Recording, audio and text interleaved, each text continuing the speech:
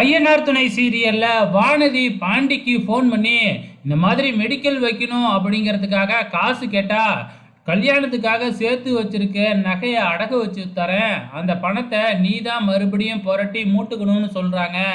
அதனாலலாம் அதெல்லாம் முடியவே முடியாது, எனக்கு காசா கொடுங்க அப்படின்னு நான் எங்கள் அப்பா அம்மா கிட்ட சண்டை போட்டுட்டேன் அப்படின்னு வானதி சொல்ல, நம்ம பாண்டி இருந்துக்கிட்டு எதுக்காக உங்கள் அப்பா அம்மாவை இவ்வளோ கஷ்டப்படுத்துகிற, ஏற்கனவே வந்து என்னைய கல்யாணம் பண்ணிக்க மாட்டேன், இன்னொருத்தனை தான் கல்யாணம் பண்ணிக்குவேன்னு சொல்லி உங்கள் அப்பா அம்மாவுக்கு பிரச்சனை கொடுத்த, இப்போ மறுபடியும் மெடிக்கல் வைக்கிறேன் அப்படின்னு சொல்லி போய் காசு கேட்டால் அவ்வளோ காசுக்கு அவங்க மட்டும் என்ன செய்வாங்க, அவங்களுக்கும் கஷ்டம்லாம் இருக்காதா அப்படின்னு அட்வைஸ் பண்ணது மட்டும் இல்லாமல், பேசாமல் உங்கள் அப்பா அம்மா கொடுக்குறேன்னு சொன்னாங்களா நகையை அடகு வச்சு, ஸோ அடகு வச்சு பணத்தை வாங்கிக்க, ஸோ கடையில் வர்ற வருமானத்தை வச்சு நீனே வந்து அந்த நகையை மீட்டினா தானே உனக்கே கெத்து, பாரு என் பொண்ணே நகையெல்லாம் சம்பாரித்து மீட்டுட்டா அப்படின்னு அவங்களுக்கும் பெருமையாக இருக்கும்ல அப்படின்னு சொன்ன உடனே வானதிக்கு அப்புறம் தான் புரியுது, ஆமாம் இல்லை அப்படின்னு சொல்லி மறுபடியும் தன்னோட அப்பா அம்மா கிட்ட போயிட்டு, சரி பணத்தை நானே மீட்டுக்கிறேன் பெரட்டி அப்படிங்கிற மாதிரி சொல்லிடுறாங்க நம்ம வானதி.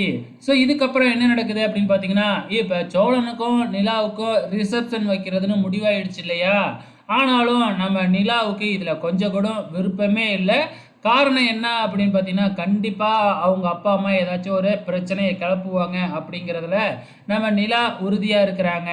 அப்படியே பேசிக்கிட்டே இருக்கும் பொழுது நம்ம சோழன்கிட்ட, உங்களுக்கு எப்போ என் மேலே காதல் வந்துச்சு, எப்போ என்னை ஃபஸ்ட்டு மீட் பண்ணீங்க அப்படிங்கிற மாதிரி கேட்க, ஃப்ளாஷ்பேக்கை நம்ம சோழன் எடுத்து தெளிச்சுக்கிட்டு இருக்கிறாப்புல. இது முடிஞ்சதுக்கு அப்புறம் அப்படியே ரிசப்ஷனுக்காக ட்ரெஸ் எடுக்கிறதுக்காக துணி கடைக்கு வந்திருக்கிறாங்க.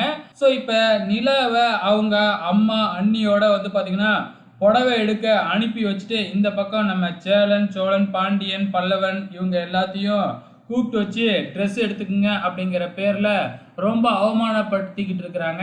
அதாவது வாழ்க்கையில் நீங்களாம் இந்த ட்ரெஸ்ஸே போட்டிருக்க மாட்டீங்க, நான் தானே பே பண்ணுறேன், நீங்கள் எப்படி எந்த ட்ரெஸ் வேணுமாலும் எடுத்துக்கங்க அப்படின்னு சொல்லி காமிச்சு அவமானப்படுத்திக்கிட்டு இருக்கிறாங்க. ஸோ சேரனுக்கு இது கொஞ்சம் கூட பிடிக்கவே இல்லை. அப்கமிங்கில் என்ன நடக்கும்னு தான் தெரியல, வெயிட் பண்ணி பார்க்கலாம்.